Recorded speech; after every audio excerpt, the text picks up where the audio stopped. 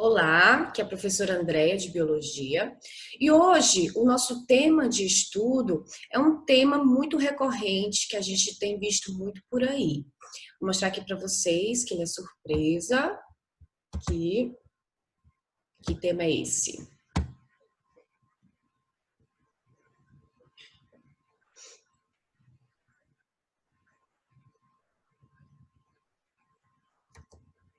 Então, nosso tema é meio ambiente, poluição versus sustentabilidade. É um tema muito oportuno por causa de tudo que a gente está vivendo, né? Essa pandemia derivou de um desequilíbrio do meio ambiente. O ser humano, como sempre, vai lá e desordena, né? Ele acelera a entropia.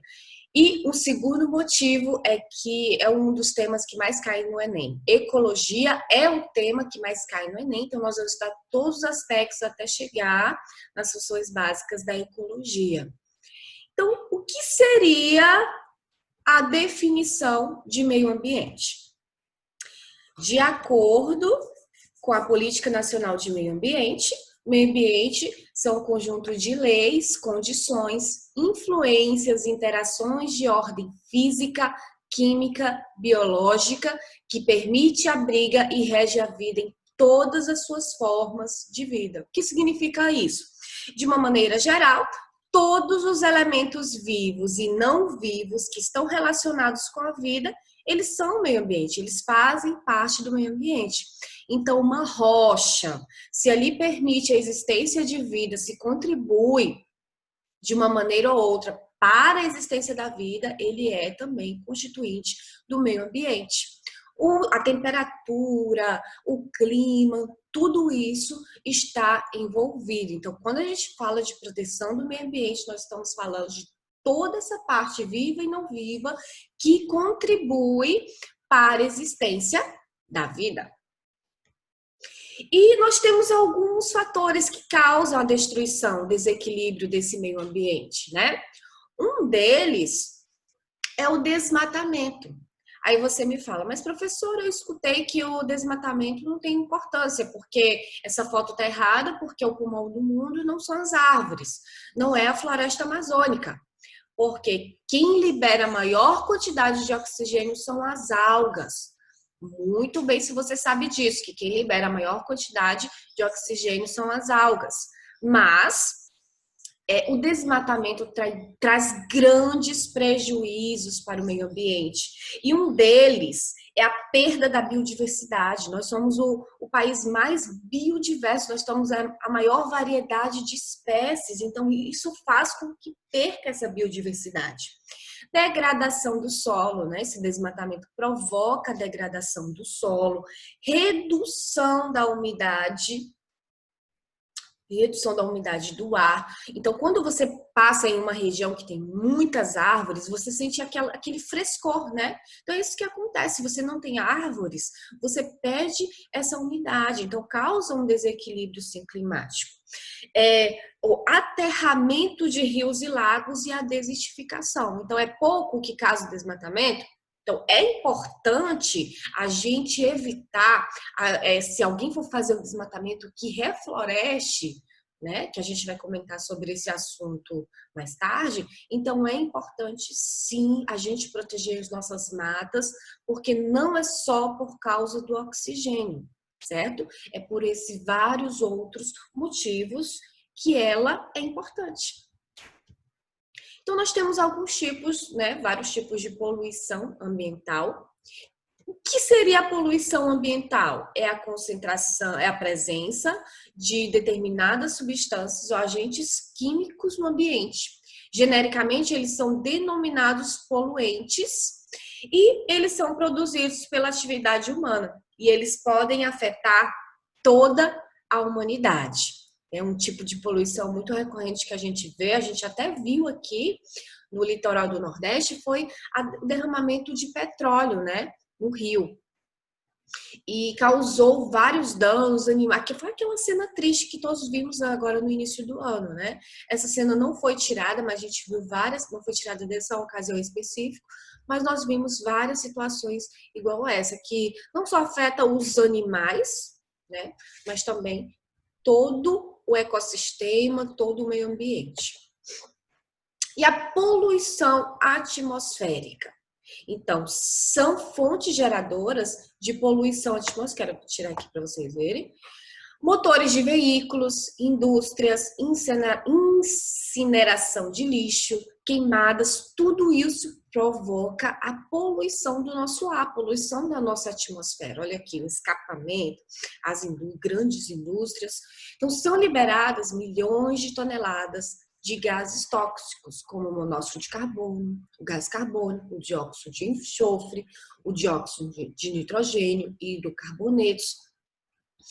Isso aqui não traz prejuízos, não é só para a nossa saúde, porque você sabe que aqui traz uma diversidade de problemas respiratórios.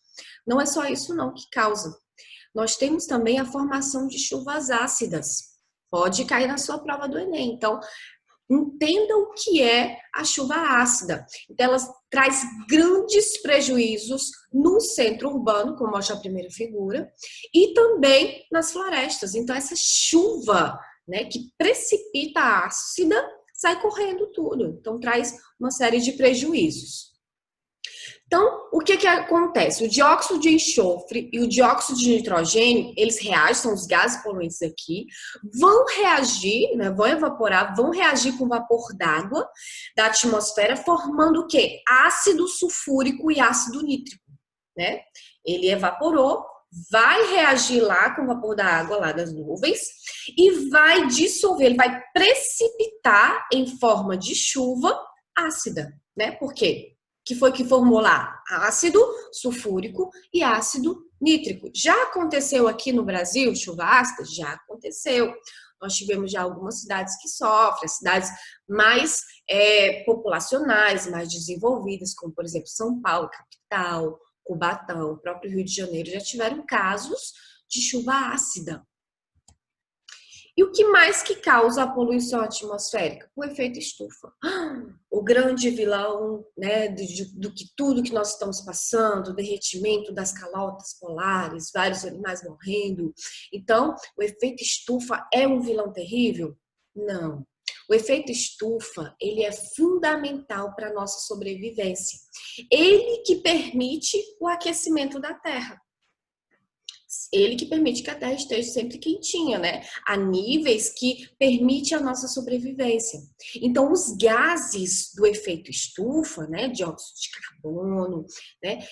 Metano, eles estão aí para formar essa barreira. Então, eles deixam os raios do Sol passarem, né, um pouco, 50% é refletido de volta. Então, esses raios que chegam até a superfície terrestre, eles aquecem, depois eles são irradiar calor.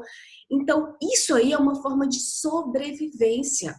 Esse efeito estufa permite a nossa sobrevivência na Terra. Então, ele não é um grande vilão. Certinho? O que acontece, então? O que foi que aconteceu? O homem, na sua infinita burrice,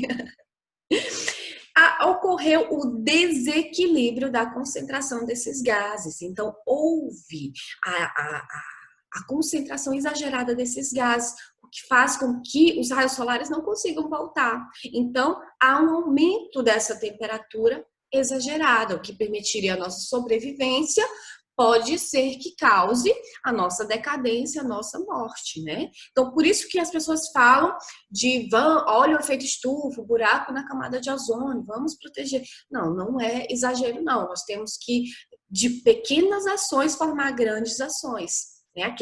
Vários protocolos, né? Vários contratos entre os países que já fizeram para tentar diminuir essas taxas de gases poluentes são sempre importantes para manter o equilíbrio, para manter que essa concentração esteja em níveis não tão elevados. Então, dá para fazer? Dá. Basta a boa ação, né, dos países envolvidos e até pequenos gestos nossos também, como eu vou falar no final da nossa aula. Poluição do solo, olha só que terrível, né? O nosso solo sendo poluído, ficando contaminado por causa de nossas ações.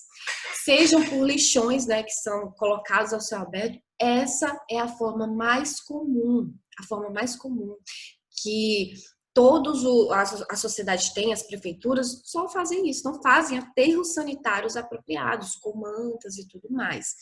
Então, além de poluir o solo, os gases liberados também afetam a poluição atmosférica, certo? Então, tem algumas pesquisas até de alguns estudantes que usam os gases, né, dessa decomposição aí, desse lixo, para fazer outras coisas. Ou seja, tem aquela história de que a matéria, ela sempre é renovada, então dá para se utilizar de uma outra forma. Então, a utilização de agrotóxicos, de venenos nas plantas, além de trazer prejuízo substancial para a nossa saúde, também causa o envenenamento dos solos e, pasmem, dos rios também. Certo? Então, a agricultura manejada de uma forma melhor traria benefícios em todas essas esferas. Não usar tanto veneno, né, gente? Por favor. Poluição da água. Então, nós temos aí o lançamento de esgotos, né, a céu aberto, o lançamento de dejetos, todo o lixo que a gente produz, todas essas excretas, são lançados sem tratamento nenhum nos rios, nos mares. Eu fico muito triste quando eu olhei a praia de São Luís toda poluída. Meu Deus, que pecado, né? Tão poluído. Por que não fazem um tratamento específico para depois lançar nos rios e mares? Porque dá trabalho, porque é caro, porque falta prioridade. Tem água demais? Será? Será se não vai acabar? Né? Então falta prioridade. Então o lançamento de dejetos na água pode ser por ação humana, pode ser minimamente, acontece por ação natural, ocorre a eutrofização da água. O que é isso?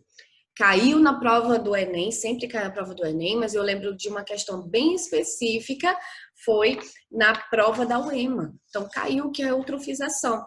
Então, eutrofização vem do grego bem nutrido, ou seja, aquela água vai estar sofrendo uma alta concentração de nutrientes, principalmente de fósforo e nitrogênio, decorem. Fósforo e nitrogênio, os principais nutrientes. Ah, mas se está nutrindo o rio, então é legal, né? Os peixinhos vão gostar, os animais vão achar super legal, porque é matéria orgânica. Não. O que acontece com esses supernutrientes? As algas e as cianobactérias que estão na superfície, elas gostam. Elas vão se desenvolver, elas vão formar superpopulações. Então, vai ficar cheio ali de algas, de cianobactérias que vão estar gostando, vão se alimentar. Então, elas vão se proliferar de tal forma que os raios solares não vão conseguir atingir a superfície mais interna, né? Submergir, não vão atingir o rio mais internamente. Então, as algas de lá de baixo não vão produzir fotossíntese, não vão produzir oxigênio para que os animais aquáticos possam sobreviver. Entenderam? Quem vai sobreviver? Somente a galerinha da superfície, algas e cianobactérias.